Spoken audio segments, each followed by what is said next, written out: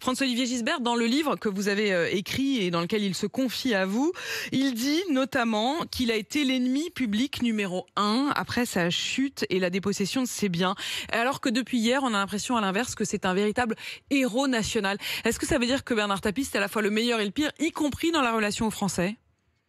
Ah oui, je crois, d'ailleurs, on peut dire que tout le monde a été ou sera Tapie. C'est-à-dire, il y a eu tellement de Tapie, hein, on dit il est une vie de Tapie. Il a été tout. Il a été patron de l'OM, patron de l'équipe de la Vie Claire qui a gagné le Tour de France. La dernière fois qu'un Français a gagné le Tour de France, c'était Bernard Hinault sous les couleurs de Tapie.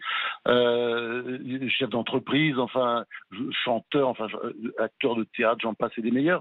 Et donc, à tout moment, les Français sont reconnus parce que je pense que sa grande force a été de donner du rêve. Et c'est quand même une vie qui commence dans un taudis. C'est là que son enfance s'est passée au Bourget, en face du stade municipal, dans un taudis de 20 mètres carrés où il vit à 4 avec ses parents et le frère cadet. Et donc, c'est une ascension sociale absolument fulgurante, une espèce de, oui, je dirais un Gavroche de banlieue, et qui joue des coudes et qui progresse et qui fait des tas de choses différentes parce que on a l'impression que quand il a épuisé un domaine, il va immédiatement chercher autre chose dans l'autre, espèce de Il va de chercher recherche et on permanente. vient le chercher d'ailleurs. Emmanuel Le Chip nous On rappelait tout vient à le l'heure chercher. qu'y compris du point de vue du business, c'est souvent les autres qui sont venus le chercher.